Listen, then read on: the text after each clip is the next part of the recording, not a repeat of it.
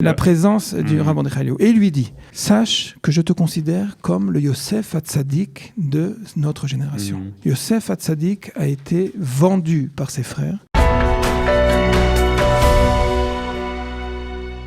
Comme chaque lundi, nous nous retrouvons pour répondre à vos questions. Plus exactement, c'est le rabbin Avraham Dre qui va répondre à vos questions. Bonjour Avraham Dre. Shalom, shalom Olivier. Merci d'être avec nous, comme chaque lundi, pour répondre aux questions des auditeurs.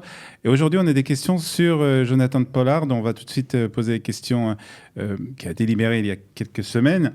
Mais juste avant de poser les questions des auditeurs, on va rappeler que vous pouvez vous aussi poser des questions en appelant notre boîte vocale au 050 430 80 20 ou bien en posant une question, nous envoyant un mail sur studio@kalita.org.il. Donc, Jonathan Pollard, tu es libéré après, je crois, plus de 35 ans en prison. En effet. 30 ans en prison. 30 ans en prison, 5 ans d'agbalot, 5 ans de limite de liberté surveillée. Conditionnelle, voilà, surveillée. Donc, il est arrivé en Israël. Et une question qui nous est posée d'un auditeur de Jérusalem qui se pose la question de la portée spirituelle, s'il y en a, de son arrivée en Israël, de Jonathan Pollard, la portée spirituelle de cet événement assez important. Je tiens à dire que je suis très content de cette question-là, parce qu'à vrai dire, avant d'expliquer la portée spirituelle, je tiens à dire que personnellement, j'ai été, et je me rappelle encore, c'était 2-3 semaines, je ne sais plus exactement, et on s'est levé un matin avec une vision prophétique, comme ça moi je l'ai senti. Et le Premier ministre d'Israël, Benjamin Netanyahu, se déplace pour recevoir d'un vol privé l'arrivée de pas moins que Jonathan Pollard et sa femme Esther, et lui redonner officiellement la carte d'identité israélienne. Et au moment, il lui a même fait un signe avant même de lui octroyer il lui a dit, d'abord et avant tout, il me tient à cœur, sans dire, c'était tout par geste, se plier à terre.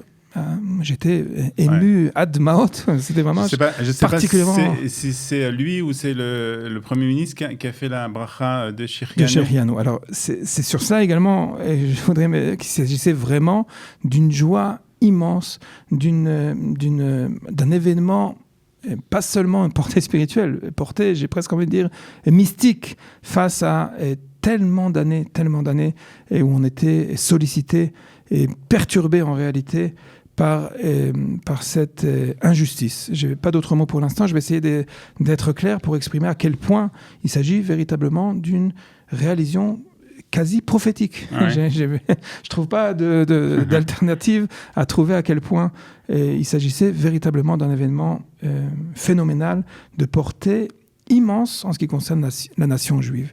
Pourquoi tout cela ? Peut-être par une petite histoire. Maman, je vais faire une petite histoire rapidement.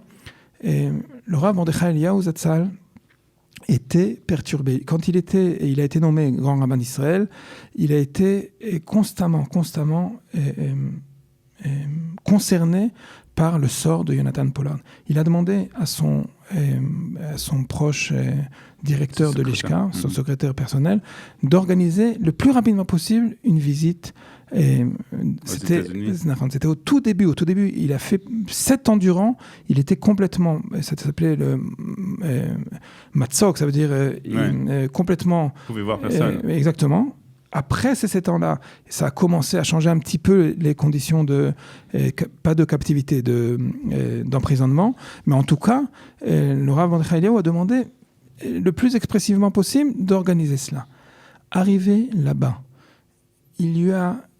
ça a passé, je vais passer sur tous les détails, ce serait intéressant peut-être une fois de raconter toute l'histoire, c'est phénoménal ce qui s'est passé quand il l'a rencontré. Il le considérait vraiment un amour qu'il lui prodiguait, c'était un amour comme pour son fils.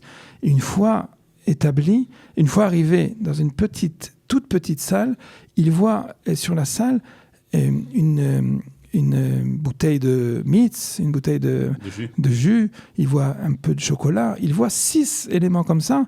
Il était très étonné. Et mamash, la table était garnie.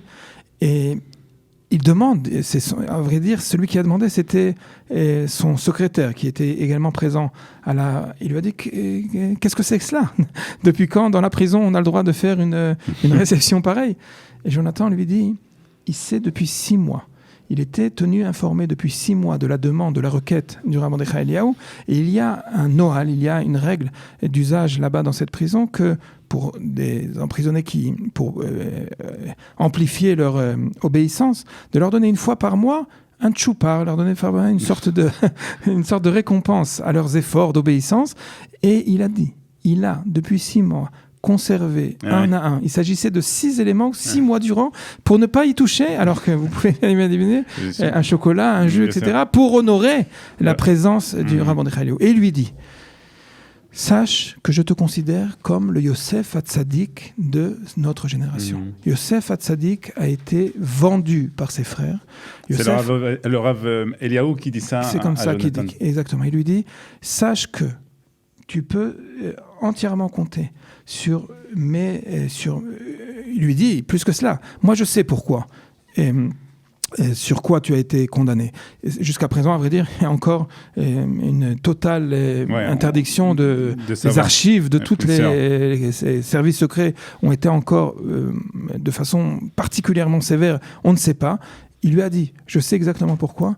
Et quelqu'un qui est prêt à donner sa vie, il lui a dit comme ça, prêt à pourrir, excusez-moi pour le mot en français, mais en tout cas, pourrir dans une cellule de prison pour éviter la mort et le danger de milliers d'âmes d'Israël, pour moi, c'est rien d'autre qu'un engagement au-delà de tout. Je te considère comme Yosef Hatzadik, vendu par ses frères, quelqu'un qui a été prêt à prendre sur lui un devenir catastrophique pour l'amour d'Israël, pour l'amour et la akrava face au devenir du peuple d'Israël tout entier. Donc, portée spirituelle d'un événement de sa libération, c'est pas moins que sortir Yosef Hatzadik de son bord pour devenir mamash un des dirigeants du peuple d'Israël. Donc c'est vraiment un événement très important. En effet. Alors aussi, on connaît aussi l'obligation et combien cette mitzvah est importante, l'obligation de libérer les captifs. Pidyon Shvuim, c'est une des mitzvot. Des mitzvahs très importantes de la Torah. Exactement. De quelle manière Jonathan Pollard fait partie, rentre dans cette catégorie en fait? C'est-à-dire que c'est une question importante. Voilà, c'est une question qui aujourd'hui est un peu moins d'actualité, mais par rapport quand même à l'histoire de cette. Je me permettrai de dire que sur la mission ou la mitzvah, en effet, de Pidyon Shvuim, 25 ans durant. Les chefs d'État, les présidents de l'État d'Israël, toutes les personnalités ont essayé. On peut établir clairement qu'ils ont en effet essayé. Je rappelle d'ailleurs que Rav Mordechai Eliaou n'a laissé aucune occasion. À chaque fois qu'il savait qu'il y avait une rencontre avec le président des États-Unis, toujours il a intervenu pour dire il faut mettre le sujet de la libération de Jonathan Pollard sur la table des négociations. Et à vrai dire, sur cette mission-là, avec toute la difficulté à dire, le peuple d'Israël a échoué. Il est clair que Pidyon Shvuim, il s'agit de faire par tous les moyens pour libérer la captivité. Mais à vrai dire, c'est là où ça devient plus compliqué. Les captifs dont on parle dans cette mitzvah, c'est les captifs qui ont été enlevés par une puissance ennemie, où on est prêt à payer, où on est prêt à tout faire pour le libérer de ces captifs. Ici, il s'agit de pas moins que la première puissance du monde, l'allié de l'État d'Israël depuis sa création. Tous les gouvernements, toujours, ont dit qu'il s'agissait véritablement d'un... Ce qui est important de rappeler, c'est qu'il s'agissait d'un agent des forces secrètes des États-Unis. En tant qu'espion des États-Unis lui-même, il était à titre de mission antiterroriste pour l'État, pour la fidélité des États-Unis et toutes les informations qu'il a transmises. Encore une fois, on ne sait pas dire exactement, mais en tout cas, tout ce qu'il a transmis, on aurait pu parfaitement s'attendre au fait que les accords de la grande puissance des États-Unis face à l'État d'Israël et de la garantie, à chaque fois, il parlait de la garantie de la sécurité d'Israël, aurait pu parfaitement permettre un lien différent, ou en tout cas une relation différente avec la condamnation de Jonathan Pollard, et pas du tout.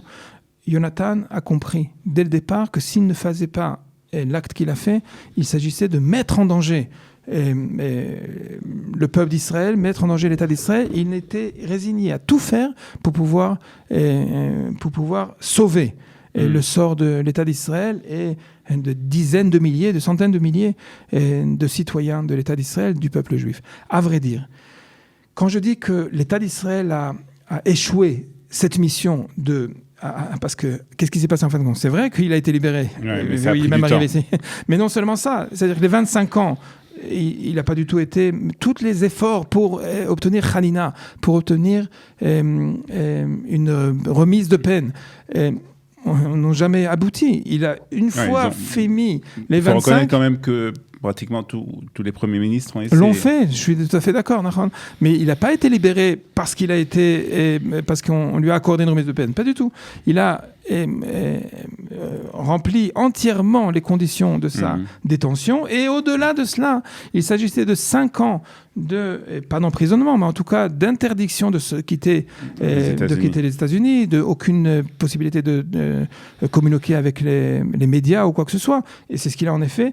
Là, mamash, il y a 2 semaines, 3 semaines, en effet, il ne s'agissait pas de Pidyon Shvuim, il s'agissait d'un événement fondamental en ce qui concerne la solidarité collective du peuple d'Israël, du devoir qu'on a on a un devoir immense face à l'action qu'il a fait, et c'est Baruch Hashem, source de joie, source d'émotion, source de véritablement grande... Alors si tu peux répondre en 1 minute, il aurait pu être... en vouloir à l'État d'Israël. Aïe, aïe, aïe. C'est une question, je ne sais pas si on peut donner ça 1 minute. Rappelez-vous, il n'y a pas si longtemps que ça, on a rappelé les parachiotes justement de Yosef Hatzadik et de sa révélation face à ses frères. Et il a dit... Je crois que c'est tombé en même temps. Oui, c'était Mamash, c'était le Yosef Hatzadik, en effet, du Dor. Et il leur a dit, vous avez cherché à me faire du mal, mais Akadosh Baruch Hu a vu ça de façon complètement différente. Et à vrai dire, on n'a pas le choix que de dire que même si il a demandé, c'était quand il a été pris en prison, quand il a été arrêté, c'était précisément au moment où il a essayé de frapper aux portes de l'ambassade d'Israël, et l'ensemble de l'État d'Israël lui a dit qu'il était incapable de recevoir sa demande. Et c'est véritablement... on n'a pas réussi à accomplir cette solidarité-là, mais il s'agit de la même façon que Yosef Hatzadik, pour lui en tout cas en ce qui le concerne, non seulement il n'a aucune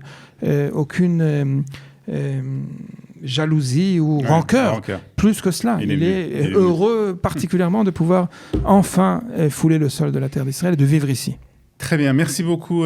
C'était important d'évoquer donc cette arrivée de Jonathan Pollard. Oui. Merci, Rav Dre. Cette émission, je rappelle, est en collaboration avec Shadarim. C'est ça, merci bien. C'est important de le dire. Et si vous avez des questions à poser à notre rabbin, vous pouvez le faire au 050 430 80 20, le numéro de notre boîte postale, ou encore sur notre mail studio@kalita.co.il. Ça apparaît, si je ne me trompe pas, dans le texte. Parfait. Tout à fait. Merci beaucoup. On se retrouve la semaine prochaine. Shalom, Ouvracha.